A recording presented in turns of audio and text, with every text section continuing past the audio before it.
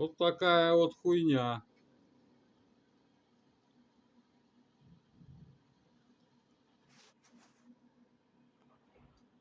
Да.